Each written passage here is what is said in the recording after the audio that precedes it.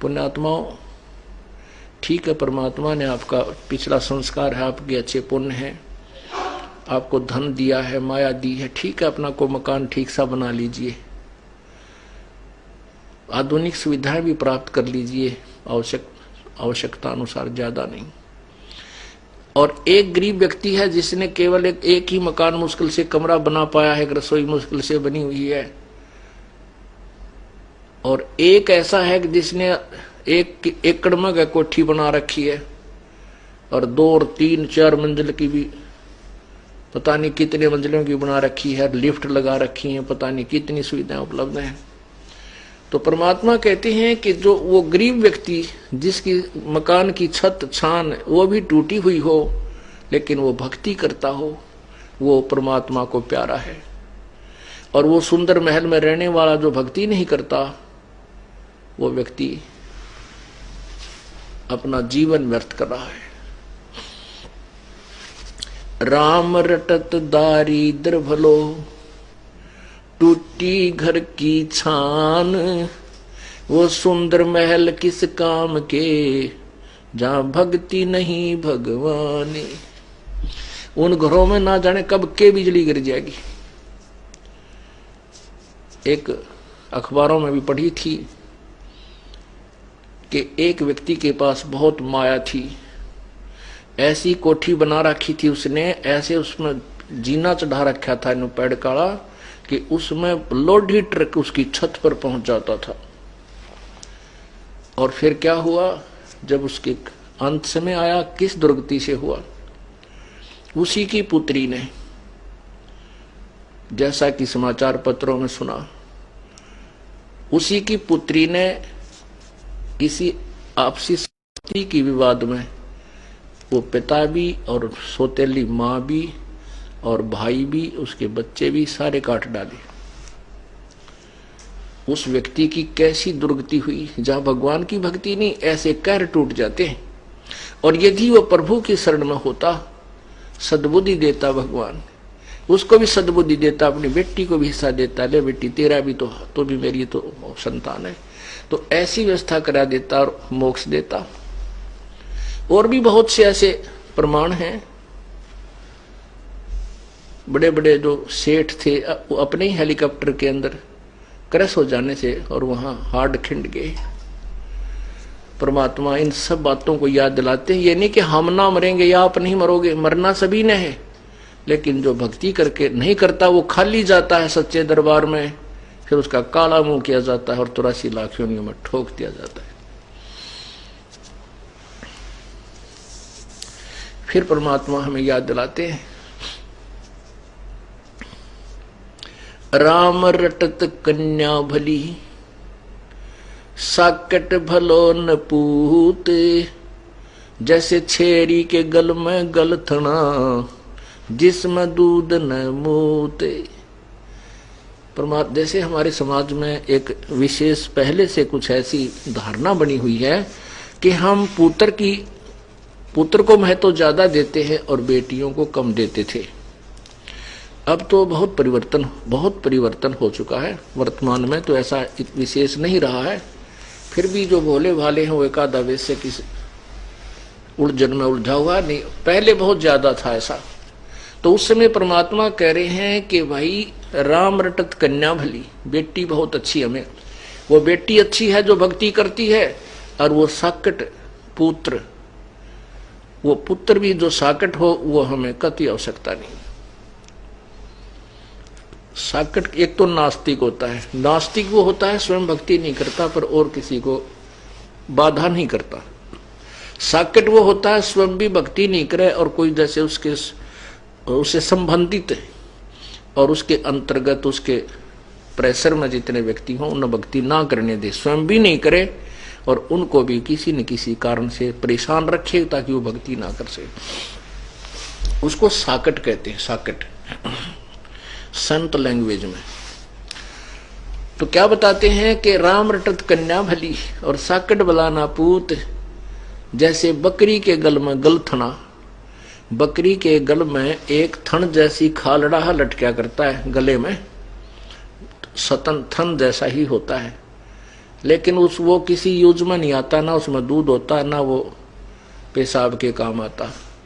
कहने का भाव ये है कि परमात्मा कहते हैं वो बेटा तो उस बकरी के गल में जैसे वो गलथना लटके, व्यर्थ का वजन, बेमतलब का बोझ, तो वो बेटा जो भक्तिहीन प्राणी है, वो बेटा उस पिता के गले में एक व्यर्थ का बोझ है। और वो बेटी अच्छी है जो भगवान के चरणों में लगी हुई है। अब जो बेटी भगवान के चरणों में लगी है और परमात्मा की भक्ति कर रही है, उसका विवाह होगा, उसका जीवन सफर होगा, प्रारंभ होगा। परमात्मा अपनी बेटी के लिए आगे से आगे उसके दुखों का निवारण करेगा और माता पिता चैन से अपनी भक्ति कर लेंगे। तो कहते हैं वो माता पिता के लिए बोझ नहीं बनेगी वो बेटी जो भक्ति करती है, और जो साकिट बेटा भक्ति नहीं करता वो तो एक सिर दर्द है। वो वजन है जैसे बकरी के गल में गलथना जिसमें दूध न मूत, अर्थात यूजलेस। परमात्मा कहते हैं बेटा जाया खुशी हुई बहुत बजाए थाल, ये तो आना जाना लगा हुआ है ज्यों कीड़ी का नाल। अब जैसे राजा लोगों के यहाँ, पैसे वालों के यहाँ पुत्र उत्पन्न होता था तो खुशी मनाते थे बाजे बैंड बजा के, और गरीब व्यक्ति ने पुत्र होने की खुशी मनाने का तरीका ढूंढ रखा कि थाली बजाया करते थे, ये थाल पीटा करते। तो जहां भी कहीं आसपास थाली की बजने की आवाज आती तो आसपास गोहंड के व्यक्ति समझ जाया करते कि उनके घर में बच्चा होने वाला था, तो उनको लड़का उत्पन्न हुआ है। ये थाली बजाना लड़का उत्पन्न होने की पहचान होती थी। तो परमात्मा कहते हैं बेटा जाया खुशी हुई बहुत बजाए थाल, ये तो आना जाना लगा हुआ है ज्यों कीड़ी का नाड़े। 1 लाख जा रहे हैं, 1.25 लाख जन्म लेने के लिए आ रहे हैं। 1 लाख मर के जा रहे हैं, 1.25 लाख जन्म उत्पत्ति के लिए भागे आ रहे हैं। अलग अलग माताओं के गर्भ में प्रवेश कर रहे हैं। अब परमात्मा याद दिलाते हैं झूठे सुख को सुख कहे मान रहा मन मोदे, ये सकल चबीना काल का कुछ मुख में कुछ गोदे।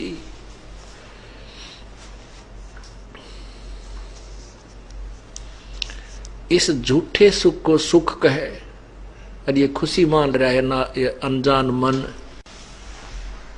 ये तो सकल चबीना, चबीना माने आहार, ये सकल चबीना काल का कुछ मुख में कुछ गोद। 1 लाख तो मुख में जा लिए आज, और बाकी जो बचे हुए इनको गोदी में, गोदी मीन उनको पाल पोस रहा है, उनको खिला रहा है, प्रसन्न कर रहा है, और फिर समय आने पर उनको भी खा जाएगा।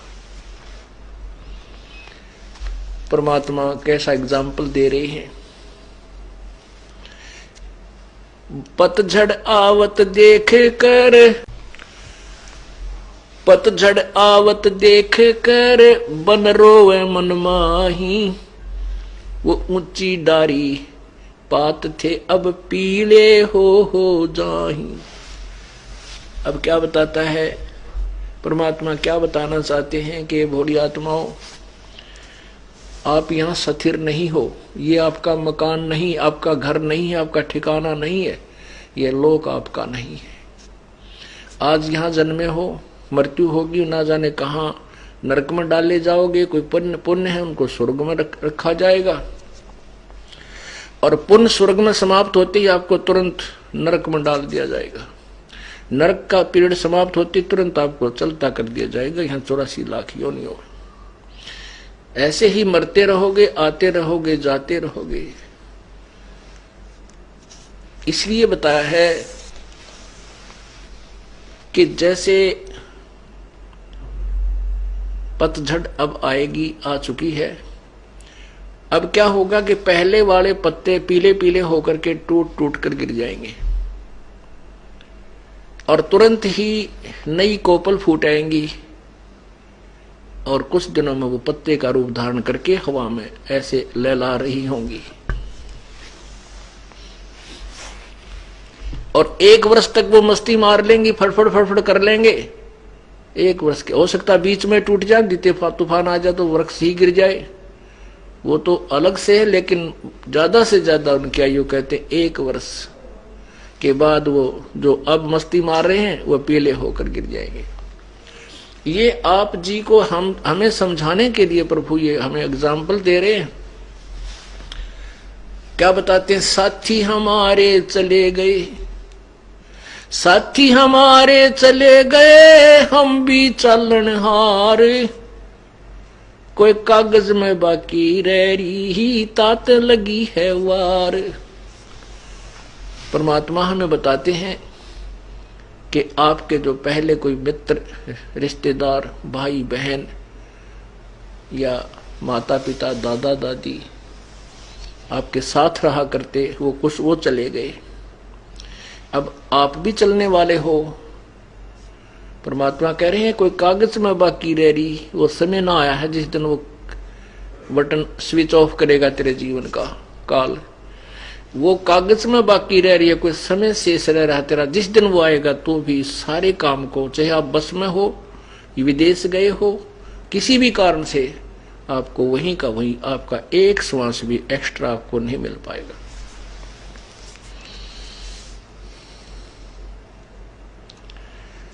इसलिए प्रभु को मत भूल। हम यदि परमात्मा के चरणों में लगे रहेंगे, उस परमेश्वर की शरण में सच्चे मंत्र का सच्चे ढंग से लगे रहेंगे, जाप करते रहेंगे, तो एक तो ऐसे हमारा परमात्मा हमारे जीवन में वृद्धि करेगा और ऐसी बेमौत नहीं मरेंगे हमारे भक्त, परमात्मा के जो सच्चे भक्त होते हैं। लेकिन जो भक्ति नहीं करते उनके लिए ये शिक्षा उपदेश परमात्मा बता रहे हैं। तो क्या कहते हैं? साथी हमारे चले गए, हम भी चालनहार, कोई कागज में बाकी रह रही, तात लगी है वार। फिर देर को नहीं, जब ये शरीर छूट जाए, प्राण निकल जाएंगे, ये खोखा पड़ा रह जाएगा। कुल के लोग तुरंत इकट्ठे हो जाएंगे, अन्यों कहेंगे भाई जल्दी ठाओ, जल्दी ठाओ, जल्दी करो। और कोई लकड़ी ढोने लग जाएगा, कोई कुछ व्यवस्था करने लग जाएगा, और जिसका वो मृत्यु होती है घर में, वो बेचारे बुरा हाल रो रो कर टक्कर मारने लग जाएंगे। तो परमात्मा कहते हैं या फिर कति देर नहीं है, इतने देर है, इतने तेरी या स्विच ऑफ ना होता या मृत्यु ना आती तेरी। फिर क्या बताते हैं? आगे गए ना बावड़े, जो पहले चले गए वो तो तूने देखे नहीं, आगे तेरे पास नहीं आएंगे, नहीं आए। और रहते भी सब जाही, बिन साहिब की बंदगी की ठोर ठिकाना नहीं। पहले चले गए वो तो वापस नहीं आए, आपको वो जो के तुम उसी स्वरूप में नहीं मिले। वो वैसे तो आते रहेंगे 84 लाख योनियों में। पहले गए ना बावड़े, रहते भी सब जाही, बिन साहेब की बंदगी की ठोर ठिकाना नहीं। कबीर परमेश्वर की भक्ति बिना जीव की कहीं भी ठिकाना नहीं है।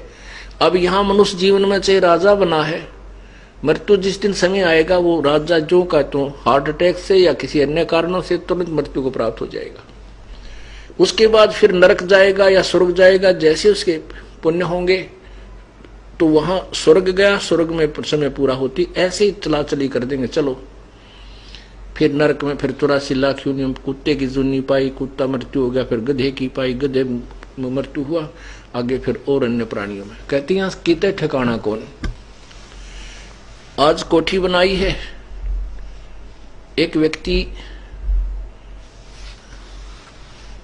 एक शहर में बहुत बड़ी कोठी बनाई उसने, मेन रोड के ऊपर, और उसमें एक मार्केट टाइप बिल्डिंग बनाई जिसमें सैकड़ों दुकान बनाई, और बना रहा था वो सैकड़ों दुकान। और उसका उद्देश्य था कि ये कम से कम भी 2-4 लाख रुपए डेली का मुझे लाभ देगी, इतना पैसा मेरे जो है ना कमाऊंगा।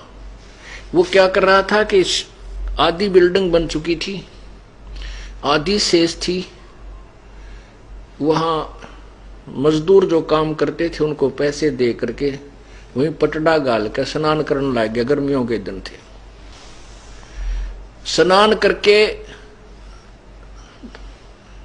अपना जो है ना तैमंद धोती बांधी थी और बांधते ही हार्ट अटैक हो गया, वहीं का वहीं लुढ़क गया। वो मजदूर वहीं पर अपने कुछ नोट नाट गिनती कर रहे थे, वहीं बैठे थे, कुछ चले गए थे। 1 सेकंड में मृत्यु होगी और वो उसकी पलान नो की नो रहेगी। तो परमात्मा हमें याद दिलाते हैं,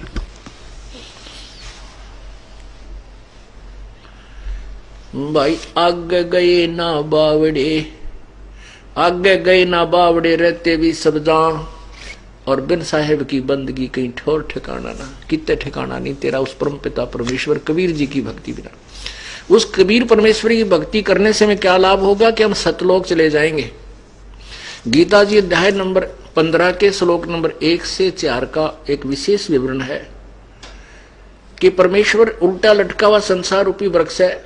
इस पूरे ब्रह्मांडों को समझो कि परमेश्वर की जो कंस्ट्रक्शन है, इसको उल्टा लटका हुआ संसार रूपी वृक्ष समझो, और जो ऊपर को इसकी जड़ है, नीचे को शाखाएं हैं।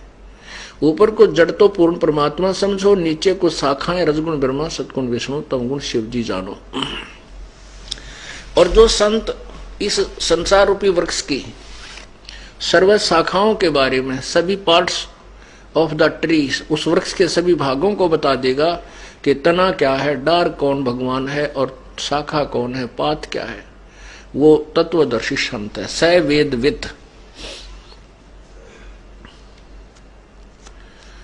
तो फिर कहा, जैसे गीता जी अध्याय नंबर 4 के श्लोक 34 में कहा है कि उस तत्व ज्ञान को जो पूर्ण परमात्मा ने स्वयं आकर वर्णन किया है। गीता जी अध्याय नंबर 4 के श्लोक नंबर 32 में कहा है कि जैसा कि मैंने तुझे बताया है अर्जुन, अध्याय नंबर 4 के 25 से लेकर और 31 तक, कि कोई तो भगवान की ऐसी साधना करता है, कोई देवताओं की अन्य देवताओं को पूजता है, कोई पितरों को पूजता है, कोई हठ योग करता है, कोई खड़ा होकर, कोई केवल प्राण अपान की वायु का अभ्यास करके, कोई अपनी ये प्राणायाम करके इन्हीं को मोक्षदायक मानकर कर रहा है। लेकिन उस परमेश्वर के द्वारा बोले गए अपने मुखारविंद से तत्व ज्ञान में, उनकी वाणी में, उनके मुखारविंद से उच्चारित जो तत्व ज्ञान है, उसके अंदर ये सभी विस्तृत वर्णन दिया हुआ है। और गीता जी अध्याय नंबर 4 के 34 में कहा कि उस तत्व ज्ञान को जो परमात्मा ने स्वयं अपने मुख से बोला है, उस वाणी को तू तत्वदर्शी संतों से के पास जाकर समझ, उनको दंडवत प्रणाम कर। गीता ज्ञान दाता कहता है मैं नहीं जानता उसको, नहीं तो वो जानता होता लिख ही देता है, सारे इतनी 18 अध्याय लिखे हैं, 4 लाइन और लिख देता, 4 श्लोक और लिख देता कि ऐसा है, ऐसा लिख, ऐसा कर। तो वो कहता है कि उस तत्व ज्ञान को किसी तत्वदर्शी संतों के पास जाकर समझ, जो गीता ज्ञान से अलग है, भिन्न है। और जैसा फिर वो तत्वदर्शी संत तुझे मार्गदर्शन करे ऐसा कर। उस फिर बताया गीता जी अध्याय नंबर 1 में लिखा कि वो तत्वदर्शी संत की पहचान क्या होगी, इस उल्टे लटके संसार रूपी वृक्ष को वो भिन्न भिन्न पार्ट सहित बताएगा। अब फिर देखिएगा, क्योंकि पवित्र सदग्रंथों को पढ़ने से, सुनने से ज्ञान यज्ञ का फल मिलता है। और गीता जी अध्याय नंबर 4 के श्लोक नंबर 33 में कहा है कि दर्व यज्ञ से ज्ञान यज्ञ श्रेष्ठ है। तो ये ज्ञान यज्ञ जब हमारे समझ में आ जाएगी, तत्व ज्ञान समझ में आ जाएगा, फिर हम भ्रमित नहीं हो सकते। इसलिए हमने इस तत्व ज्ञान को रह रहकर सुनना और पढ़ना होगा, ताकि हमारा जो भ्रम अंधेरा है वो पूर्ण रूप से नष्ट हो जाए।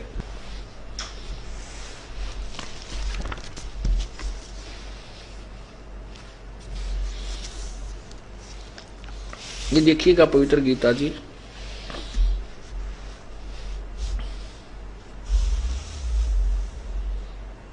जयदयाल गोविंद का द्वारा इसका अनुवाद है, गीता प्रेस गोरखपुर से प्रकाशित है।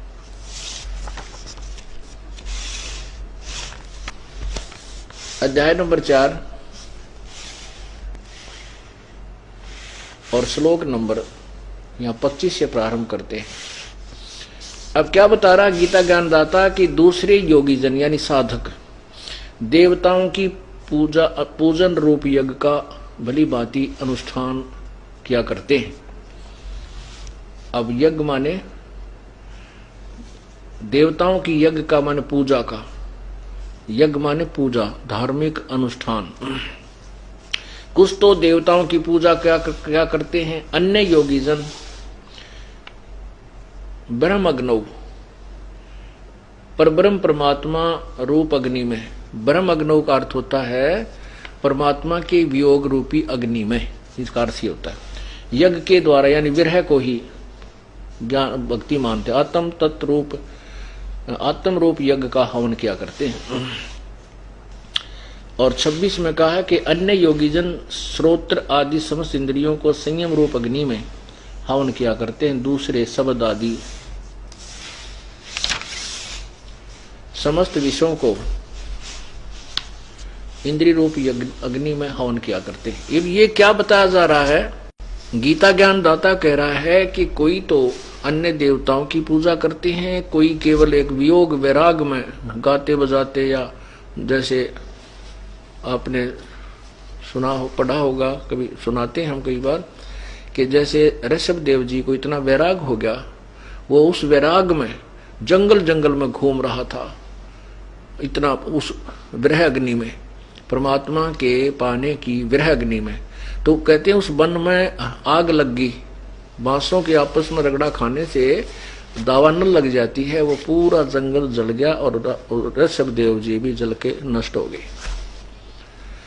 तो यहाँ इसमें यही बताया कि कुछ तो ब्रह्म अग्नि में, ब्रह्म अग्नि का अर्थ भगवान के पाने रूपी वियोग की एक तरफ में, वो उसी में भ्रमते भटकते रहते हैं, उसी को मोक्ष मानते हैं, उसी को मोक्ष का मार्ग मानते हैं। और कुछ अपने इंद्रियों को हठ योग से रोकने की चेष्टा करते हैं, कुछ देवताओं की पूजा करते हैं, कोई किसी प्रकार से। आगे देखना फिर आप 26 आपने पढ़ लिया, अब 27 देखो। दूसरे योग, हाँ ये आपने पढ़ लिया। हाँ, दूसरे योगीजन इंद्रियों की संपूर्ण क्रियाओं को और प्राणों की समस्त क्रियाओं को, प्राण माने श्वासों की, ज्ञान से प्रकाशित आत्म संयम योग रूप अग्नि में हवन किया करते हैं। अब इसका क्या अर्थ बताते हैं कि जैसे कुछ तो अपनी इंद्रियों को हठ योग से रोकने की में ही अपना मोक्ष मानते हैं। जैसे राजा जनक के पास जैसे सुखदेव ऋषि जी थे, उन्होंने अपने इंद्रियों को, कर्म इंद्रियों को, ज्ञान इंद्रियों को जीतने की चेष्टा कर ली थी कि मैंने अपनी इंद्रियों पर काबू पा लिया, और उसी से वो मोक्ष मान रहा था। तो राजा जनक के पास जब वो गए उनसे उपदेश लेने के लिए, तब राजा जनक ने कहा था कि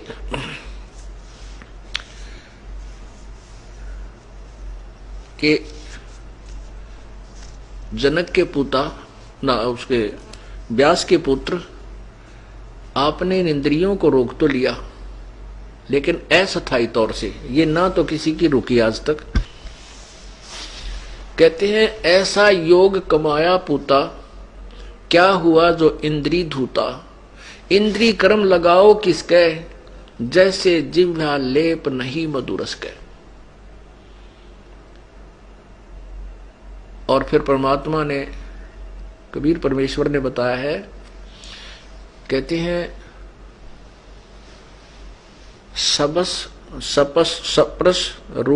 सप्रस रूप रसगंध, ये 5 प्रकार के विकार होते हैं जिनसे ये प्राणी, जिनके कारण ये प्राणी अपने जीवन को बर्बाद कर देता है। शब्द का अर्थ होता है जैसे कानों का रस लेना, मीठी मीठी आवाज, जैसे गाने बजाने इन पर आदमी इतना प्रभावित हो जाता है, बस की बात नहीं रहती। तो कहते हैं कुरंग, एक मृग को कुरंग कहते हैं, उसमें विषय का विकार, उसके अंदर कान के से शब्द सुनने के विकार होता है। वो इतना विवश होता है कि शिकारी लोग उनको पकड़ने के लिए एक ऐसी धुन तैयार करते हैं, सारंगीत है, वो इतना प्रभावित होता हो जाता उन कानों के शब्द के कारण कि उस शिकारी के सामने आकर के ऐसे गर्दन रखकर आनंद लेने लग जाता है। और वो उसकी टीट भी पकड़ लेता है डर के सरंगी ने और बांध देता है उसको रस्से से, और फिर उसका मांस न्यारा बेचे, चाम न्यारा बेचे। और सप्रस जो है उसने, कुरंग ने अपने एक विकार के कारण, एक इंद्री के कारण, कान इंद्री के कारण अपना जीवन बर्बाद कर दिया, न्यौछावर कर दिया, खत्म कर दिया। और फिर सप्रस, ये संतान उत्पत्ति की जो प्रेरणा है, इसको सप्रस कहते हैं। हाथी पकड़ने वाले क्या करते हैं, एक हथनी को ट्रेंड कर लेते हैं और एक गड्ढा खोद लेते हैं लंबा चौड़ा, उसके ऊपर एक लकड़ों की छत दे करके उसके ऊपर मिट्टी डाल करके लंबी चौड़ी, और उसके ऊपर फिर छोटा छोटा घास नया बिल्कुल ताजा उसमें ऐसे लगा देते हैं, जैसे ऐसा लगता है कि ये बिल्कुल घास उगा हुआ है। उस हथनी को भेज देते हैं उन हाथियों के झुंड में, वो ट्रेंड होती है और वो जाकर के उन हाथियों को सप्रस करती है, उनको प्रेरणा करती है, उनके अंदर रजोगुण उत्पन्न कर देती है। और फिर वो उसके साथ भागने की चेष्टा कर, जब वो कोशिश करते हैं तो वह भाग लेती है। पीछे पीछे हाथी उसके पीछे पीछे 4, 5, 6 का झुंड लग लेता है। वो ट्रेंड होती है, सीधी भागी आती है। वो जो हाथी पकड़ने वाले वृक्षों की ओट में खड़े हो जाते हैं, आड़ में। वो हथनी एक बार तो सीधी भागी आती है, हाथी उसके पीछे पीछे भाग रहे होते हैं, वो एकदम साइड काट के और फिर ऐसे ऐसे घूमकर न्यू भाग लेती है, ऐसे फिर सीधी भाग लेती है। हाथी फिर सीधे ही भागे आ जाते हैं, वो अंधे हो जाते हैं, नहीं देखते आगे क्या है, नहीं तो हाथी सूंघ सूंघ के कदम रखता है, तो एकदम वो उन गड्ढे में आकर गिर जाते हैं जो वो लकड़ी से छत दे रखी थी, और वहां रो चंगाड़ मारे, बुरा हाल करें। फिर उसके अंदर उसको हाथी पकड़ने वाले फिर ऊपर से उनका भाले ठोक के खूब उनको नचा के कुदा के भूखे रख के, जो वो कति ऐसे हो जाते तब उनको पकड़ के बाहर और नगर नगर गांव गांव में उनकी दुर्गति करते हैं, उनसे फिर भीख मांगते हैं उनके ऊपर बैठ के। एक सप्रस के कारण, एक रजोगुण के कारण, सप्रस जो एक इंद्री का रस के कारण, उसने प्रजनन इंद्री के कारण उसके कारण उसने अपना जीवन खो दिया। रूप, ये जो पतंग होते हैं, छोटे छोटे जो पतंगे, छोटे छोटे जीव होते हैं, ये दीपक के ऊपर या हाइलोजन जल रही है उसके ऊपर ऐसे भागकर चिपक जाते हैं, उनके बस की बात नहीं, वो रूप के ऊपर आसक्त होते हैं और उससे वो जल करके नष्ट हो जाते हैं।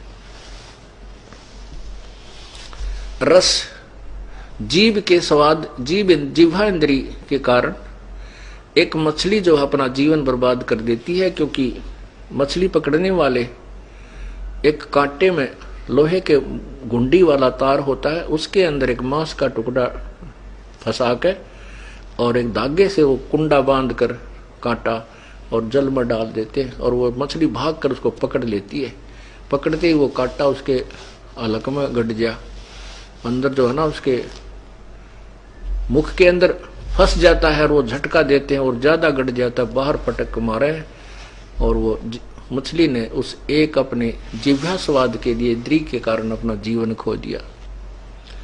सुगंध, गंध, भौरा एक होता है, भौरा एक आपने देखा होगा, काला सा बूंद सा उड़ता हुआ चला करे। उस भौरे के अंदर नाक इंद्री जो है, नासा इंद्री, ये प्रभावित होती है इसके कारण वो फूल पर बैठ जाता, सुगंध लेने में इतना मस्त हो जाता है, रात्रि में फूल बंद हो जाता है और उसी में अपना जान बर्बाद, वो मर जाता है, लेकिन उठ नहीं सकता। तो यहां परमात्मा ये बताना चाहते हैं, कुछ तो दूसरे योगीजन संपूर्ण इंद्रियों की क्रियाओं को, प्राणों की समस्त क्रियाओं को ज्ञान से प्रकाशित आत्म संयम रूप अग्नि में हवन किया करते हैं। कहते हम बहुत अपने आप को साध लिया है, अपनी इंद्रियां रोक ली है। परमात्मा कहते हैं, कहन सुन की करते बाता कोई ना देखा अमृत खाता। कहते हैं परमात्मा कहते हैं कि कुरंग मतंग, कुरंग मतंग सरंग और भरंगा, इंद्री एक ठग्यो तिस अंगा। होय होय। कुरंग मतंग पतंग भरंग और सरंगा, इंद्री एक ठग्यो तिस अंगा, और तुम मेरे संग पांचों प्रकाशा, ये योग युगत की झूठी आशा। एक एक प्राणी को, उन प्राणियों में एक एक इंद्री प्रभावित थी, जिसके कारण अपना जीवन खो दिया। तुम्हारे साथ तो पांचों विकार आपके अंदर, मनुष्य जीवन के अंदर काल ने ये पांचों फिट कर दिए, और किसी न किसी कारण तो तेरे जाल में रहेगा ही रहेगा। तो यहां परमात्मा कहते हैं तुम मेरे संग ये पांचों प्रभावित हैं, तो योग युगत की झूठी आशा। तो यहां ये बताना चाहते हैं कि कोई तो ऐसी साधना को उत्तम मोक्षदायक मान जानता है, कोई इसको मोक्षदायक जानता है, उसको मोक्षदायक जानकर ही करता रहता है। कहते हैं आगे बताएंगे कि वो तो इनके विषय में और विस्तृत ज्ञान तत्वदर्शी संत, वो परमात्मा ने आकर ही अपने मुखारविंद से बताया हुआ होता है, वो तत्व ज्ञान है। अब देखिएगा अध्याय नंबर 4 चल रहा है। आपने 27 सुना। दूसरे योगीजन इंद्रियों की संपूर्ण क्रियाओं को, प्राणों यानी समस्त क्रियाओं को ज्ञान से प्रकाशित, यानी अपनी सूझबूझ तनु का हमने संयम कर लिया, आत्म संयम योग रूप अग्नि में हवन करते हैं। 28 में देखो, कई पुरुष द्रव्य यज्ञ संबंधी यज्ञ करने वाले हैं, यानी भंडारे भंडोरे करते रहते हैं।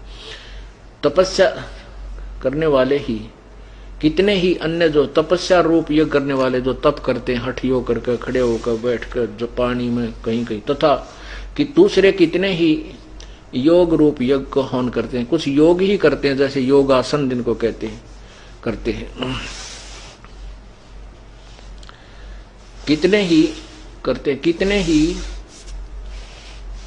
अहिंसावादी तीक्ष्ण व्रतों से युक्त यत्नशील पुरुष स्वाध्याय रूप यज्ञ, ज्ञान यज्ञ करने वाले हैं।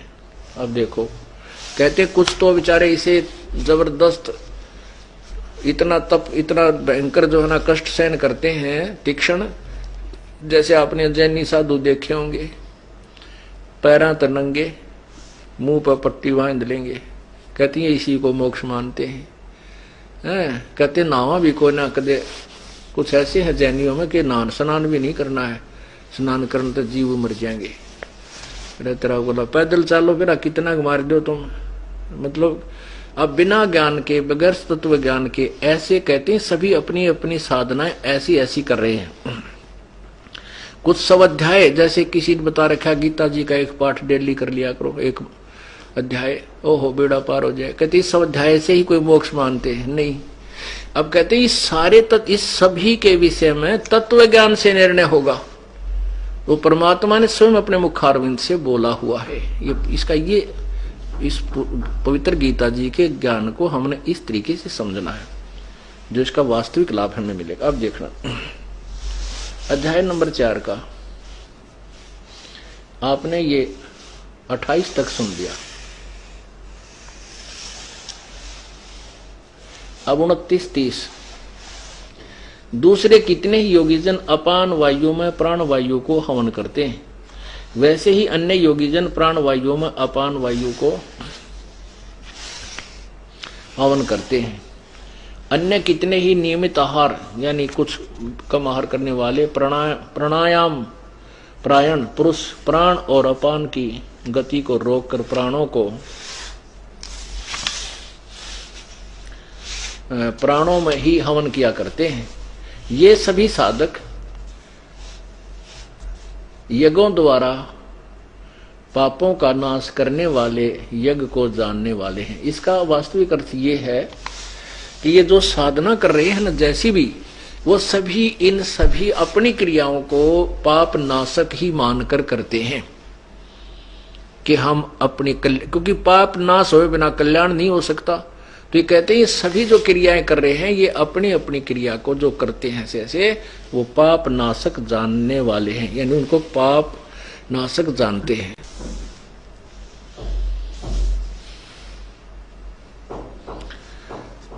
अब आपने 29-30 में क्या पढ़ा कि कुछ तो योगी जन अपान वायु में प्राण वायु को हवन करते हैं। कुछ आपने देखा होगा योग अभ्यास यानी प्राणायाम अभ्यास से श्वास को इतना सूक्ष्म कर लेते हैं और उसी से कहते हैं हम मोक्ष हो जाता है। काफी समय तक प्राण रोकने का अभ्यास कर लेते हैं और कहते हैं बस इसी से ये मोक्ष हमारा तप बन रहा है, साधना बन रही है। कहते हैं नहीं, परमात्मा कहते ऐसा नहीं। कुछ योग करते हैं, योग माने अभ्यास, योग अभ्यास करते हैं, उसी से अपना कल्याण मानते हैं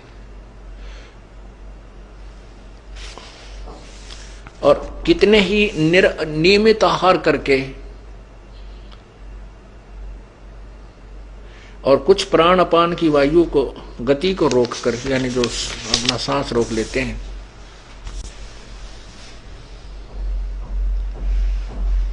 आगे बताया है कि ये वैसे तो सभी समझते हैं कि हम जो साधना कर रहे हैं वो पापनाशक, उनको पापनाशक ही जानते हैं। आगे बताया है कि हे कृष्ण, हे कुरुश्रेष्ठ अर्जुन, ये देखिएगा 31 फिर पढ़िए।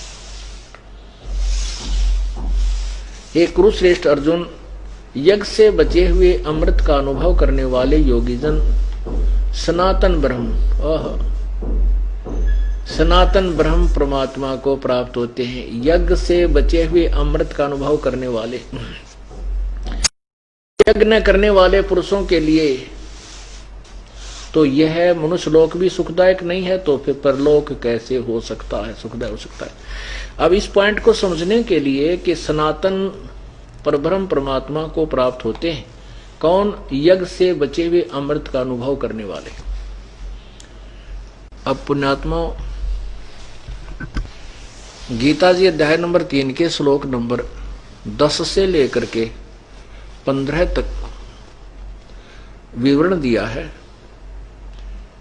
कि प्रजापति ने, परमात्मा ने सबसे पहले प्रजा रचकर उनको कहा था तुम यज्ञ किया करो और कहा था तुम यज्ञ करके उन्नति को प्राप्त करो और तुम यज्ञ के द्वारा देवताओं को बढ़ाओ और वो उन्नत हुए हैं देवता तुम्हें बिना मांगे ही लाभ दिया करेंगे।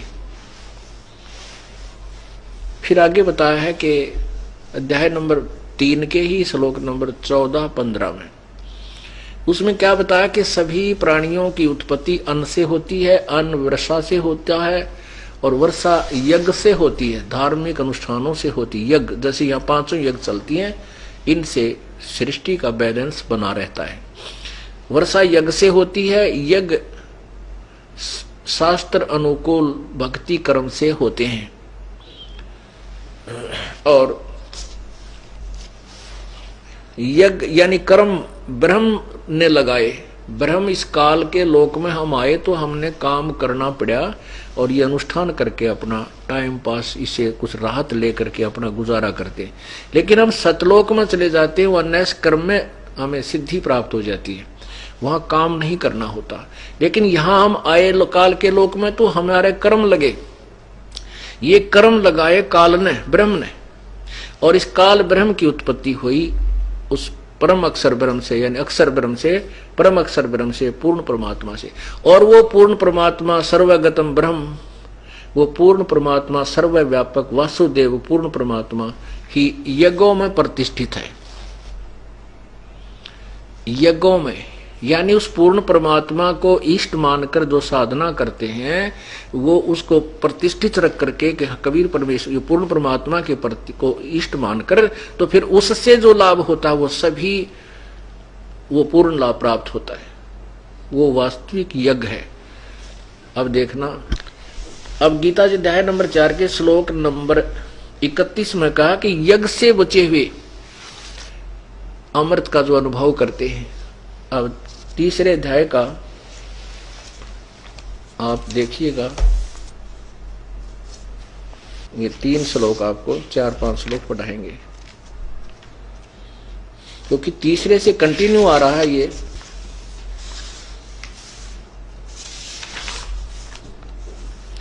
देखिए अध्याय नंबर 3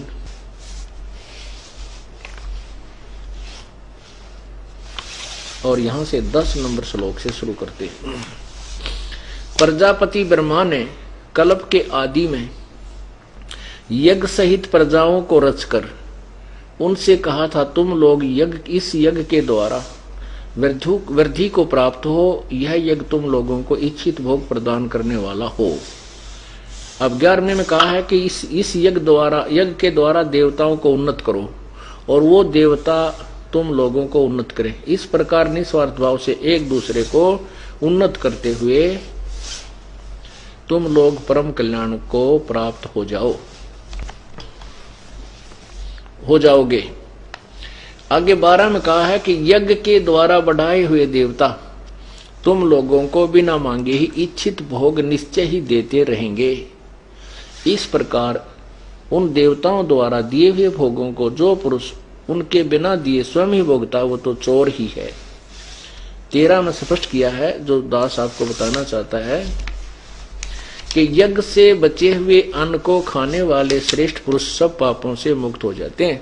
जो पापी लोग अपने शरीर पोषण करने के लिए ही अन्न पकाते हैं वे तो पाप को ही खाते हैं। अब देखो 14 और 15 में स्पष्ट किया है कि संपूर्ण प्राणी अन्न से उत्पन्न होते हैं। अन्न की उत्पत्ति वृष्टि से होती है, वर्षा से, वृष्टि यज्ञ से होती है और यज्ञ विहित कर्मों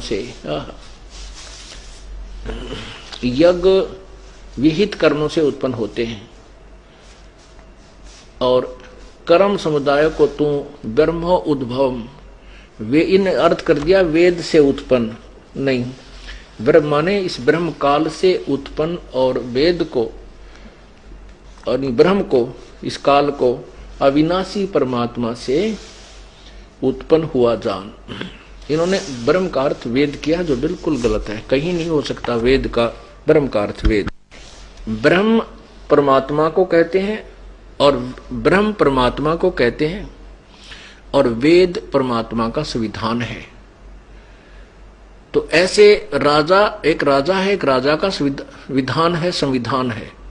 तो राजा को संविधान अर्थ नहीं किया जा सकता।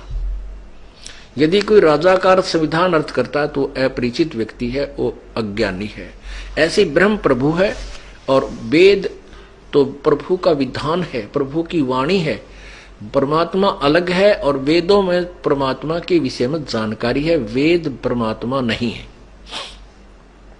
तो यहां कहने का भाव है कि इन्होंने अर्थ इसलिए गलत कर दिया कि तत्व ज्ञान से अपरिचित थे। तो यहां लिखा है कि ब्रह्म की उत्पत्ति वेदों अक्षर पुरुष से हुई, अक्षर से हुई है, अक्षर पुरुष। ये देखो कर्म समुदाय को तू यहां करो वेद से, ब्रह्म से उत्पन्न, यानी क्योंकि काल के लोक में आए तो हमने कर्म करके खाना पड़ा। सतलोक में कोई कर्म से नहीं बल्कि परमात्मा की तरफ से हमें सब वस्तु मिलती है। तो ब्रह्म की उत्पत्ति, ब्रह्म यहां ब्रह्म लिखना था, काल अविनाशी परमात्मा से अक्षर सम उद्भवम अविनाशी परमात्मा से उत्पन्न हुआ जान। इससे सिद्ध होता है कि सर्वव्यापी सर्वगतम ब्रह्म सर्वव्यापी परम अक्षर परमात्मा सदा ही यज्ञों में प्रतिष्ठित है। ये परम अक्षर परमात्मा यानी परम अक्षर ब्रह्म कहो, परमात्मा को परम अक्षर ब्रह्म ही यज्ञों में प्रतिष्ठित है। क्या मतलब हुआ कि जो अब ये समझना, इसको समझने के लिए आपको बार बार ये क्लास समझाया जाएगा आप स्टूडेंट हैं, आप परमात्मा के प्राप्ति वाले विद्यालय, स्कूल, कॉलेज के यानी विश्वविद्यालय के विद्यार्थी हो। आपको रह कर ये चैप्टर रह कर ये क्लियर करना पड़ेगा दास को, कि ताकि आप स्वयं तो भक्ति करोगे ही और साथ में अन्य भोली आत्माओं को भी समझा करके इस दास के पास ला करके उनका कल्याण करवाओगे, इस स्कूल में उनको भी प्रवेश दिलवाओगे।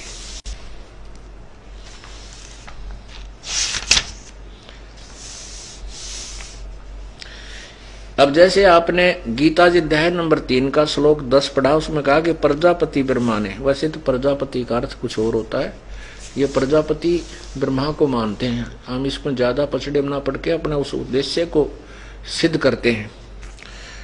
कल्प के आदि में यज्ञ सहित प्रजाओं को रचकर, यानी सब यज्ञों को अनुष्ठानों के विषय में भी बताया था और साथ में प्रजा की रचना की। तुम लोग यज्ञ के द्वारा उन्नति को प्राप्त हो, वृद्धि को प्राप्त हो, और तुम लोगों को यह यज्ञ तुम लोगों को इच्छित भोग प्राप्त कराए। 11वें में लिखा कि यज्ञ के द्वारा देवताओं को उन्नत करो। अब आपने ये भी पढ़ा है कि उस यज्ञ में प्रतिष्ठित वो परम अक्षर ब्रह्म है, और उस परम अक्षर ब्रह्म से ही ये ब्रह्म की उत्पत्ति हुई। वो सर्वगतम ब्रह्म, वो सर्वव्यापी अक्षर ब्रह्म यानी परम अक्षर ब्रह्म यानी परम अक्षर परमात्मा ही यज्ञों में प्रतिष्ठित है। अब यहां देखिएगा कि जैसे हमने एक भक्ति रूपी पौधा लगाना है, तो ये है पूर्ण परमात्मा रूपी मूल। जैसा हमने प्रारंभ किया था, इसको कहां से हमने प्रारंभ किया था? 15वें गीता जी अध्याय नंबर 15 के श्लोक नंबर 1 से 4। हम इसको समझाना के लिए आपको विस्तृत विवरण बता रहे हैं कि ये एक उल्टा लटका संसार रूपी वृक्ष है, जो जमीन से बाहर दिखाई देता उसको हम पेड़ बोलते हैं, वृक्ष कहते हैं। और इसका ये तना मोटा तना कहलाता है, ये हिस्सा, ये पार्ट जो है ये मोटी डार कहलाती है, फिर आगे शाखाएं कहलाई जाती हैं, ये पत्ते हैं।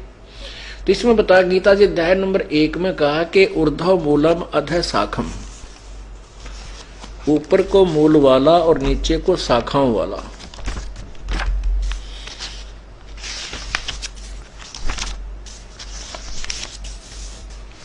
ये देखिएगा पवित्र गीता जी अथ पंथ 10 अध्याय, ऊर्ध्व मूलम अधः शाखम अश्वत्थम प्राहो अवम, ये प्रथम मंत्र है।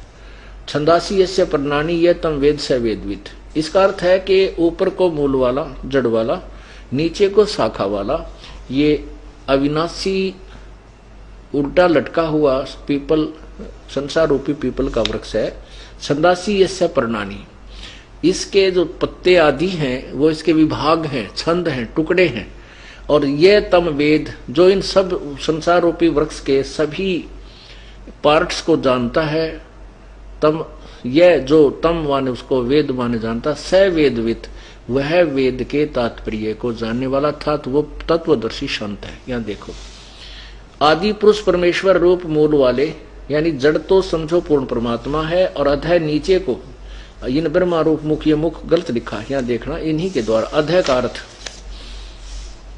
दूसरे श्लोक में अधः माने नीचे, अधः माने नीचे, दूसरे श्लोक में इन्होंने अधः का अर्थ नीचे किया है।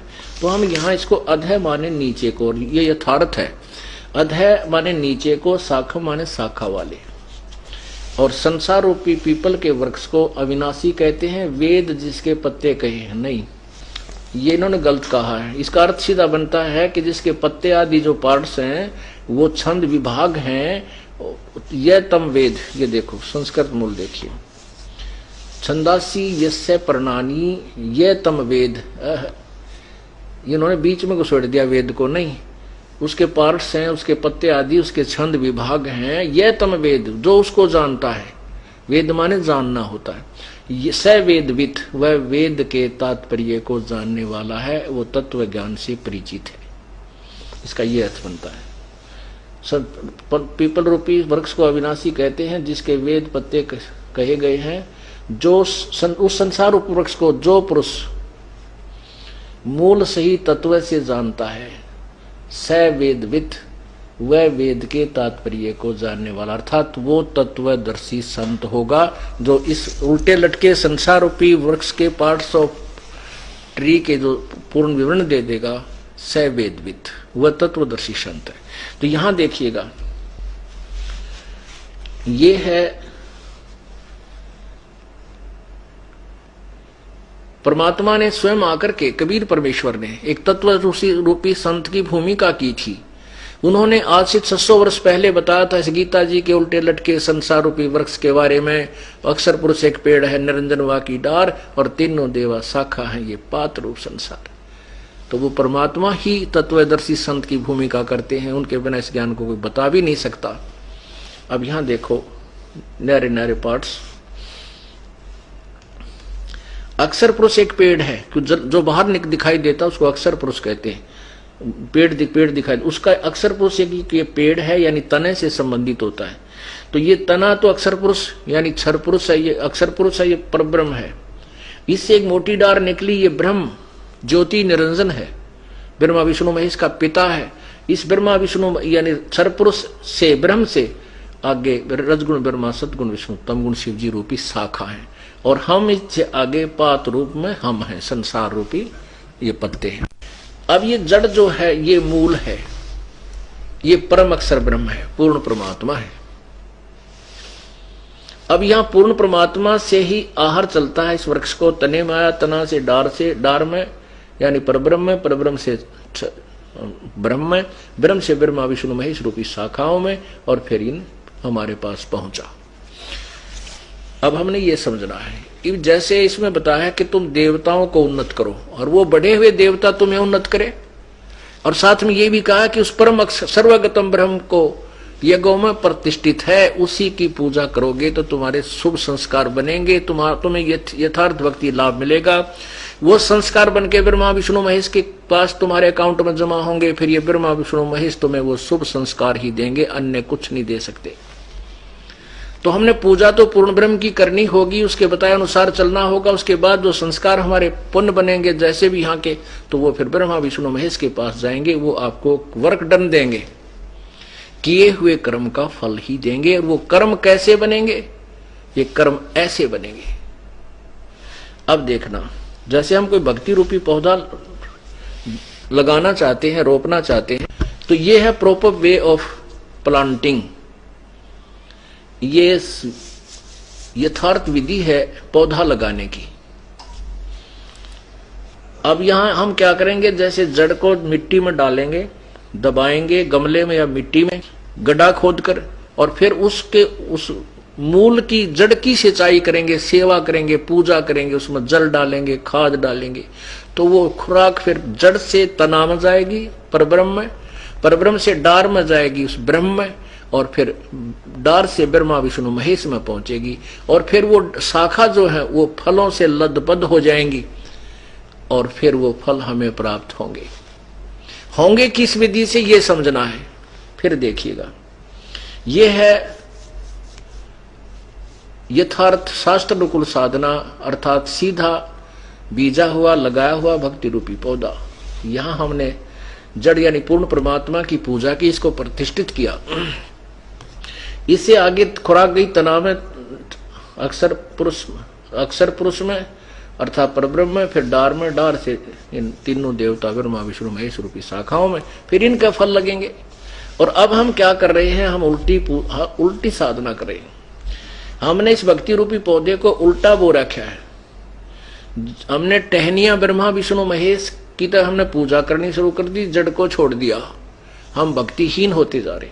अब हम ऐसे पूजा कर रहे हैं जो शास्त्र विधि रहित है, शास्त्र विरुद्ध साधना, अर्थात उल्टा बीजा हुआ, लगाया हुआ भक्ति रूपी पौधा। तो यहां से पानी डाल रहे हैं, ये टहनियां गल गई और भक्ति रूपी पौधा हमारा सूख गया, हमें कोई लाभ नहीं हो रहा। अब हमने ना तो कोई छोड़ना है, हमने किसी, कहते हैं आपके गुरुजी तो ब्रह्मा विष्णु महेश की पूजा को मना करते हैं, और वो तो हमारे देवताओं को पूजा से मना करते हैं, वहां जाना ठीक नहीं। नहीं, दास किसी को मना नहीं करता। हमारे ज्ञान को ना समझ कर जो भ्रमित लोग, भ्रमित करने वाले, जो अपनी दुकानें बचाने वाले, जो धर्म की आड़ में शोषण कर रहे हैं जनता का, वो लोग भ्रमित करते रहते। दास नहीं कहता कुछ छोड़ने को, इस पौधे को सीधा करने को कहता, ताकि आपको सर्व लाभ मिले। अब आप ऐसे पूजा करें, अन्य देवताओं की पूजा करते हो, और दास कहता है कि ऐसे करो बस। तो ब्रह्मा विष्णु महेश को हम कहां छोड़ेंगे, क्योंकि फल तो इन्होंने देना हमारे को। इन टहनियों को तोड़ने को कोई कहेगा वो मूर्ख है, उसको कोई ज्ञान नहीं। ब्रह्मा विष्णु महेश को छोड़ने की कोई कहे तो नालायक व्यक्ति है। नहीं, हम कहते हैं भक्ति रूपी पौधा सीधा करो, और फिर फल यहां लगेंगे। जब ये पेड़ होगा तो यज्ञों में प्रतिष्ठित पूर्ण परमात्मा है। अब यज्ञ से बचे हुए अन्न को, अब जैसे हमें परमात्मा ने पूर्व संस्कारवश जो धन दिया है, उसमें से हम दान पुण्य नहीं करते, हम चोर हैं उस मालिक के। और परमात्मा कहते, जिन हर की चोरी करी और गए राम गुण भूले, ते बिदना बागुल किए अब रहे उर्द मुख झूले। बागुल पक्षी बना दिए जाते हैं, वो कहते हैं मुख से खाते हैं और मुख से ही टट्टी करते हैं। वो बागुल पक्षी उल्टे लटके रहते हैं, ऊपर को पंजों से और नीचे को मुंह रहता है उनका, ब्राह्न माटी होती है। अर्थात महादुखी प्राणी हो जाओगे, जिन हर की चोरी करी और गए राम गुण भूल। परमात्मा की महिमा से जो अपरिचित होकर के और ये दान पुण्य करना त्याग दिया, उनकी दुर्गति होगी। अब यही ये कहना चाहते हैं अपनी पवित्र गीता जी कि जो व्यक्ति पर जो उन देवताओं के द्वारा दिए हुए, बड़े हुए देवता जो तुम्हें धन देते हैं, अर्थात जो तुम्हारे यथार्थ भक्ति मार्ग से जो तुम्हें धन मिला और उसमें से तुम आगे दान नहीं करते हो, तो तुम कहते हो वो चोर हैं। और केवल अपने उदर पोषण के लिए नाना प्रकार के पकवान बनाकर खाता है, दान धर्म नहीं करता है, कहता वो पाप को ही खाता है। अब यज्ञ से बचे हुए, यज्ञ से बचे हुए अन्न को खाने वाले, यज्ञ से, यज्ञ कौन सा है? धार्मिक यथार्थ शास्त्र अनुकूल साधना को हम यज्ञ कहते हैं, यानी यथार्थ अनुष्ठान कहते हैं। उस यज्ञ से बचे हुए अन्न को खाने वाले, अब देखिएगा, यज्ञ से, अध्याय नंबर 3 के श्लोक नंबर 13 में, यज्ञ से बचे हुए अन्न को खाने वाले श्रेष्ठ पुरुष पापों से मुक्त हो जाते हैं। जो पापी लोग अपना शरीर पोषण करने के लिए अन्न पकाते हैं, वे तो पाप को ही खाते हैं। अब 14-15 में स्पष्ट किया है कि संपूर्ण प्राणी ये अन्न से उत्पन्न होते हैं। अन्न की उत्पत्ति वर्षा से, वर्षा यज्ञ से होती है, और यज्ञ शुभ कर्मों से, शास्त्रानुकूल कर्मों से होने वाले हैं। और कर्म तो काल ब्रह्म के द्वारा लगा उत्पन्न किए जान, और ब्रह्म काल की उत्पत्ति अविनाशी परमात्मा से उत्पन्न हुआ जान। और इससे सिद्ध होता है कि वह सर्वगतम ब्रह्म, सर्वव्यापी परमेश्वर, परम अक्षर परमात्मा सदा ही यज्ञों में प्रतिष्ठित है। अब यहाँ से प्रसंग उठा था, वहां गीता जी अध्याय नंबर 4 के श्लोक नंबर 31 में कहा कि यज्ञ से बचे हुए अन्न को खाने वाले श्रेष्ठ पुरुष पापों से बच जाते हैं। क्योंकि जो साधना शास्त्र अनुकूल नहीं करे वो तो पाप कर रहे हैं, साधना करते तो भी पाप कर रहे हैं, और जो शास्त्र अनुकूल साधना करते हैं वही पापों से, उन होने वाले शास्त्र विरुद्ध साधना से होने वाले पापों से वही बचते हैं जो यथार्थ साधना पूजा करते हैं।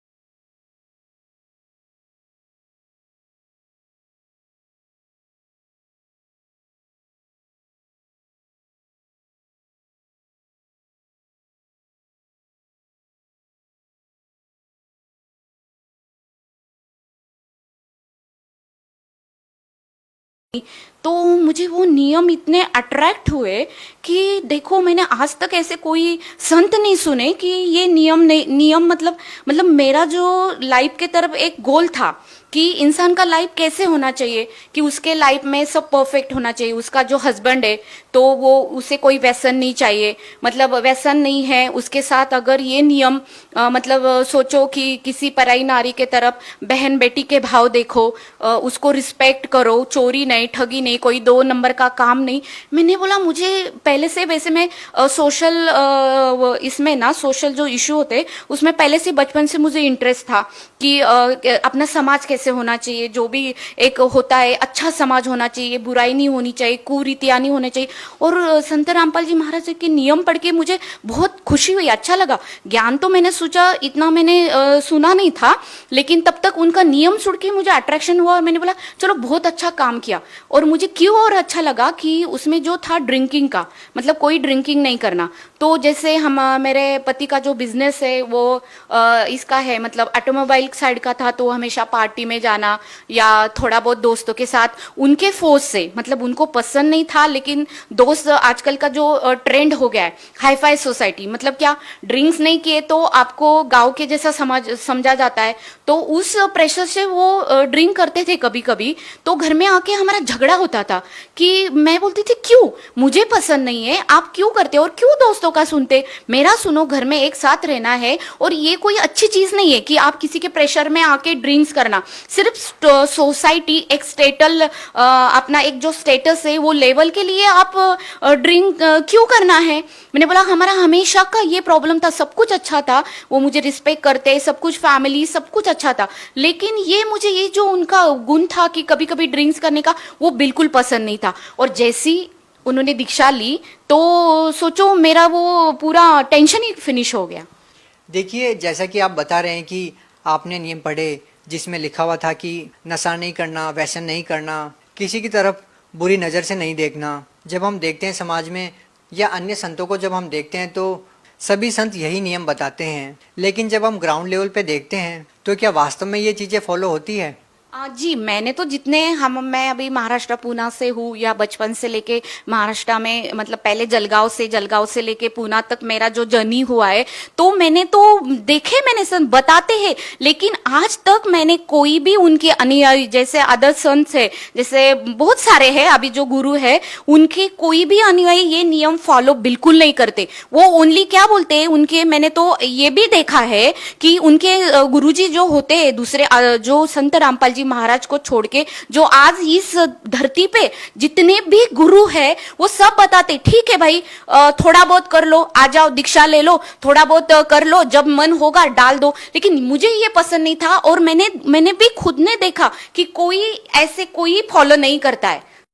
आप एक शिक्षित महिला हैं, आपने बताया कि आपके पति ड्रिंक करते थे, आपको वो बिल्कुल अच्छा नहीं लगता था और आपके झगड़े होते थे। लेकिन उन महिलाओं की बात की जाए जो बहुत ही गरीब है, निचले तबके से आती हैं, उनके पति जब इस तरह के नशे करते हैं तो आप सोच सकते हैं कि उनके परिवार के भरण पोषण के लिए जो कमाई होती है उसका बहुत सारा हिस्सा वो नशा करने में लगा देते हैं। तो उनके घरों में कितने झगड़े हो सकते हैं, इस बात का अंदाजा आप बखूबी लगा सकते हैं। आप उन महिलाओं के लिए क्या कहना चाहेंगे जिनके पति बहुत ज़्यादा नशा करते हैं और बहुत सारी बुराइयों में लगे हुए हैं? हाँ नहीं, उन महिलाओं के लिए तो मैं कह सकती हूँ, देखो आज तक सरकार ने तो कितने सारे नियम निकाले कि दारूबंदी कर दो, यहाँ ये कर दो, और लेकिन हमने जैसे सोचा, पेपर में देखते हैं, न्यूज़पेपर में पढ़ते हैं, टीवी में पढ़ते, ओनली नियम सिर्फ है ना फॉलो करने के लिए नहीं है, वो नियम सिर्फ कागजों पे है। ये योजना निकाली, वो योजना, एक मोर्चा निकाला, पैसे देके भी मैंने फॉलो किया है। मैं सोशल वर्क में मुझे इंटरेस्ट था, मैंने देखा है पहले कि लोग सिर्फ नियम है ना ये करते क्या करते हैं, सिर्फ बनाते हैं, लेकिन उसका वो जो अवलंबन, मतलब जो करना है वो कुछ भी उसका 0% है, कुछ भी आज तक। तो फिर अब तक तो फिर कितना समाज कब से ये चल रहा है, तो हम तो सुधर चुके होते। अभी जैसे कि आपने बहुत सारी बातें बताई, लेकिन लोगों को ये लगता है कि किसी संत से नाम दीक्षा ली जाए, संत से जुड़ा जाए तो उसको आर्थिक लाभ हो, शारीरिक लाभ हो, मानसिक लाभ हो, उसको आध्यात्मिक लाभ हो। हम आपसे पूछना चाहेंगे कि आपको संत रामपाल जी महाराज से नाम दीक्षा लेने के बाद आपको क्या क्या लाभ हुए हैं?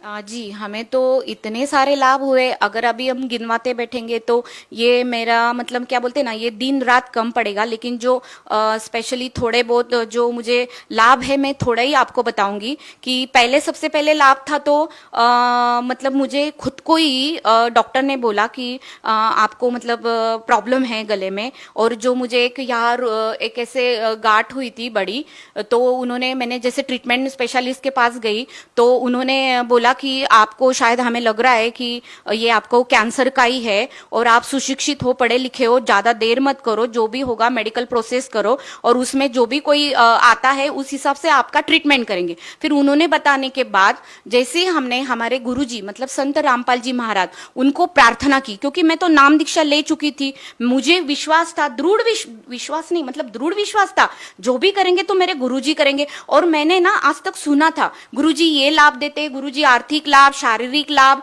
आध्यात्मिक लाभ, सब लाभ देते। तो मैंने बोला अभी ना मैं खुद ही परीक्षा ले लेती हूँ, अभी तो मेरे ऊपर समय आया। तो मैंने अंतर आत्मा से प्रार्थना की, और प्रार्थना करने के बाद फिर गुरुजी को जैसे हमने बोला, मतलब आत्मा से, मैंने मुंह से नहीं बोला। और सोचो जैसे डॉक्टर ने बोला वो ट्रीटमेंट की, और मेरा जो रिजल्ट आया, मेरा जो रिपोर्ट आया, तो आप लोग हैरान हो जाओगे।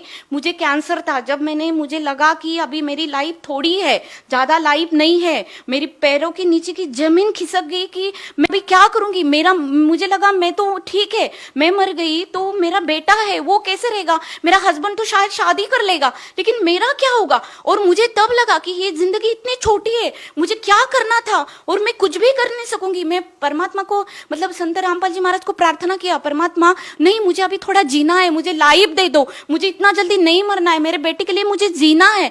और इतना चमत्कार हुआ। आप लोगों को चमत्कार लगेगा, आपकी भाषा में ये ऐसे लगेगा कि हम बोल रहे हैं, लेकिन नहीं, मैंने अनुभव किया है। जब खुद के ऊपर आता है ना, इंसान झूठ नहीं बोल सकता। मैं जो भी बोल रही हूँ एक शब्द सच बोल रही हूँ, क्योंकि मैंने जो 2 दिन जब तक मेरा रिपोर्ट नहीं आता, मैंने सहा है कि मृत्यु क्या होती है और जीना क्या होता है। और मेरे परमात्मा ने, गुरु जी ने, संत रामपाल जी महाराज ने इतना प्रार्थना हमने लगाने के बाद उनका ये आया, मतलब उनका मैसेज आया कि बेटा परमात्मा आपको दया करेंगे, आपके संत रामपाल जी महाराज आपके ऊपर दया करेंगे। और फिर हमने मेडिकल रिपोर्ट पाया शाम को, तो उसमें लिखा था कि मुझे सिर्फ ओनली वायरल इन्फेक्शन है। जो 4 डिसीज मुझे बताया था कि एक सर्वाइकल कैंसर, एक टीबी और 2 ऐसे थ्रोट के हिसाब से ही उन्होंने बताया था। और मुझे और क्यों लगा पता है क्या, तो एक मेरे साथ एक बात हुई। हमारे घर की हेरिडिटी ऐसी है, मेरे दादा को कैंसर था, मेरी जो ये है मतलब मेरे चाचा है वो खुद डॉक्टर थे, उनको तक कैंसर हुआ। और कैंसर मतलब वो लोग अर्ली एज मतलब कम एज में वो गुजर गए, सोचो।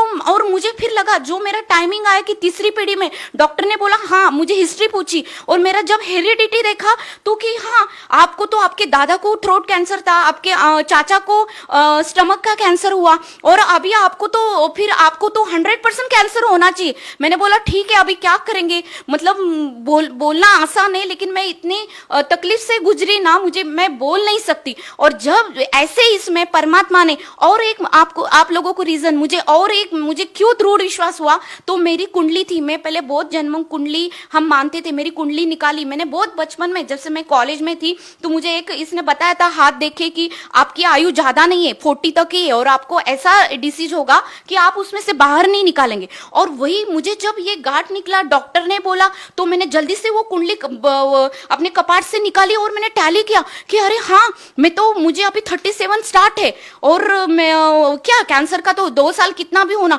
ये कोइंसिडेंस कैसे हो सकता है। इसीलिए ये सब देखे इतना मतलब आप समझ सकते, ये कोई जादू मंत्र नहीं है। परमात्मा ने इतनी दया की कि इतने मेरे चांसेस 100% कैंसर के होने के बाद भी संत रामपाल जी महाराज ने मेरे ऊपर दया की। उनके मंत्र में, उनके भक्ति में इतनी ताकत है कि मेरा कैंसर उन्होंने भगा दिया। जी भगत जी, मुझे और 2 लाभ ऐसे हुए कि एक तो इनके साथ इनका मुंबई एक्सप्रेस हाईवे पे एक्सीडेंट हुआ गाड़ी का, और इतना जबरदस्त एक्सीडेंट था, मतलब कंटरनर ने पीछे से 2 बार उनको डैश मारा। डैश मारने के बाद मतलब वो देखते हैं तो वो उन्होंने स्टीयरिंग पे सर रख दिया, और जैसे गुरुजी ने उनको नाम दीक्षा दी, वो मंत्र उन्होंने याद किया, फिर हम दोनों का फेस उनके सामने आया कि सोचो मेरा ये आखिरी वक्त है। और वो एक्सीडेंट से इंसान जब खुद पे गुजर जाती कि बस अभी मेरा सब फिनिश हो गया, तो उस हिसाब से उन्होंने मेरा चेहरा, मेरे बेटे का चेहरा उनके आंखों के सामने आया, और उन्होंने जो गुरुजी ने हमें मंत्र एक दिया, लास्ट में उन्होंने वो एक मंत्र जाप किया और स्टीयरिंग पे अपना सर रख दिया, और बाद में चमत्कार की देखते हैं कि वो बोलते मैं 5 मिनट के बाद मैं कार आराम से चला रहा हूँ, फिर आराम से चला के फिर वो रुके नहीं, जल्दी से घर आ गए। फिर अगर हम सोचते थे फिर कैसे हुआ, तो उसके लिए एक प्रूफ था कि जैसे गाड़ी हमने आके, मैंने मुझे बोला कि आप जल्दी से नीचे आ जाओ कि देखो मेरा एक्सीडेंट होगा। मैंने बोला पहले पूछा आप कैसे हो, बोलते नहीं मैं ठीक हूँ। फिर देखते हैं तो गाड़ी पूरे पीछे से चिप हुई थी, सब बोल रहे थे वाइबल होके वो पलटी हो सकती थी, कुछ भी हो सकता,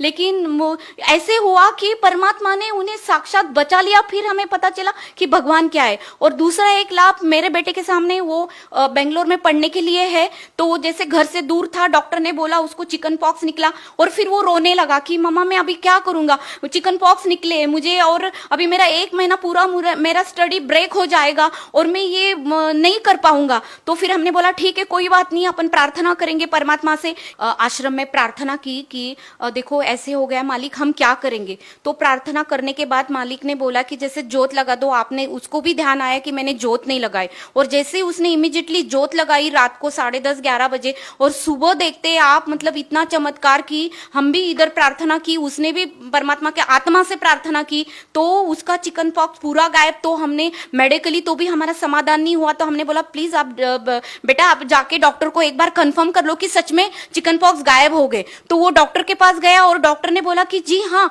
मैंने ही कल तुझे बोला था कि तुझे आया, मैं मेडिसिन नहीं दूंगा, और आज मैं देख रहा हूं, तो सच में ये तो परमेश्वर ही हो सकता है ये लाभ देने वाले। हम आपसे एक और प्रश्न पूछना चाहेंगे। संत रामपाल जी महाराज जी, उनसे जो भी नाम दीक्षा लेता है उनको बहुत सारे लाभ होते हैं। आपको भी संत रामपाल जी महाराज ने बहुत सारे लाभ दिए हैं। जो लोग बहुत सारी भयंकर बीमारियों से पीड़ित हैं और जिन लोगों को आर्थिक या मानसिक लाभ नहीं हो रहे हैं, उन लोगों को आप क्या कहना चाहेंगी? मुझे ये अपने सब भाई बहनों को एक ही संदेश देना है। मैं तो कोई ये नहीं कर सकती हूँ, मतलब संदेश देने जैसी मैं उतनी नहीं हूँ, लेकिन मैं प्रार्थना कर सकती हूँ सारी जगत को कि जिनको प्रॉब्लम है ना, आप आ जाओ, आप अनुभव करो, सत्संग सुनो, और एक्चुअली अपने जो ग्रंथ है, बुक है, उसमें क्या नॉलेज है। सबसे पहले हम सब शिक्षित है, हमें कोई हमारा ध्यान भटका नहीं सकता। आज तक हमने जो भी भक्ति की, एक परंपरागत भक्ति की, जो भी मनगढ़ंत सुनते आए, दादा परदादा उनकी भक्ति फॉलो करते आए, लेकिन हमने आज तक नहीं सोचा कि हम जो कर रहे और ये क्यों हो रहा है। अभी हम बोलते हैं भगवान ये करता है वो करता है, हम तो आज तक जो परंपरागत ब्रह्मा विष्णु महेश जी ये सब भक्ति करते आए, लेकिन मिला क्या, फिर क्यों नहीं मिला, क्यों दुखों के पहाड़ हमारे ऊपर गिर रहे, क्यों दुखी है, किसी को कैंसर है, किसी को ये बीमारी, किसी को वो बीमारी, सब परेशान। तो आप इसके लिए सबको मेरी प्रार्थना है कि आप आओ, संत रामपाल जी महाराज का ज्ञान सुनो, उनका सत्संग सुनो, और उनके सत्संग में आपके पूरे डाउट क्लियर हो गए। और डाउट क्लियर के बाद आप एक है, इधर ना कोई पैसे लगता है दीक्षा लेने के लिए, ना कोई, आपने सुना होगा ये सुनाई कथा है, आप जब खुद आओगे उनका दीक्षा लेंगे, उसमें तो कोई पैसे नहीं लगता, और दुखी क्या नहीं करता। इसलिए दुखी लोगों को मेरी प्रार्थना है कि आ जाओ, संत रामपाल जी महाराज का नाम दीक्षा ले लो और खुद अनुभव करो। जैसे अभी आप हमारे मुंह से सुन रहे हो कि मुझे क्या लाभ हुआ, मुझे क्या मिला, आर्थिक, शारीरिक, मतलब जो भी है आध्यात्मिक, तीनों लाभ मुझे मिले। तो वैसे आपको भी आप मेरे भाई बहनों हो, मेरी भी तड़प है, जैसे मुझे मिला क्यों हमें, तो आपको क्यों नहीं मिल सकता। तो फिर आपको एक काम करना है, आज संत रामपाल जी महाराज जी का सत्संग सुनो, उनका ज्ञान सुनो, खुद दीक्षा लो और अनुभव करो कि सच में ये महाराज जी क्या बोल रहे हैं और हमें क्या प्राप्त होता है। आप भगत समाज को क्या संदेश देना चाहते हैं? देखो, मैं भगत समाज को संदेश देने के लायक तो नहीं है, लेकिन मैं सबको यही प्रार्थना कर सकती हूँ कि मेरे भाई बहनों, जगत के लोगों, जागो। ये आप अभी पछताओगे, आपको क्या जा रहे हो, आप देख नहीं रहे, जो भक्ति कर रहे हम कभी उसका, अरे हम एक छोटी चीज लेते हैं बाजार में तो हम 10 दुकान उसके ब्रांड ढूंढते हैं, ये अच्छा है, इसकी क्वालिटी क्या, इसका प्रूफ क्या। और जो ये मानव जन्म जो अनमोल है, हमें एक बार मिलता है, बार बार मिलता नहीं, वो मिला है, उसका कैसे कल्याण करवाना है, ये तो आपके सामने अभी रेडी मटेरियल है।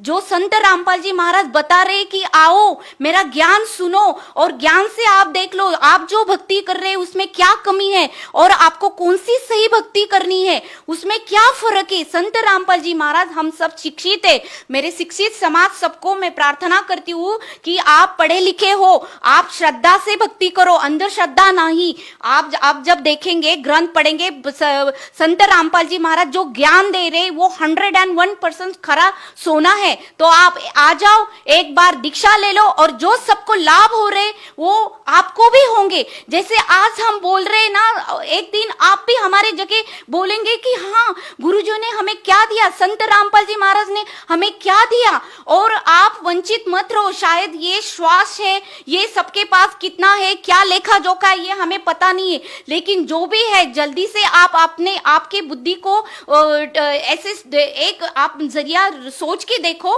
कि सच में ये बता रहे संत रामपाल जी महाराज सच में इनका ज्ञान क्या है। और आओ, सब आओ और दीक्षा ले लो, और जैसे हमें लाभ हुआ है आप सबको भी होगा। और जल्दी से जल्दी आके आप लाभ उठाए, ये नाम दीक्षा ले, और सबको ही मुझे यही बस एक संदेश है। जी बहुत बहुत धन्यवाद। Thank you ji.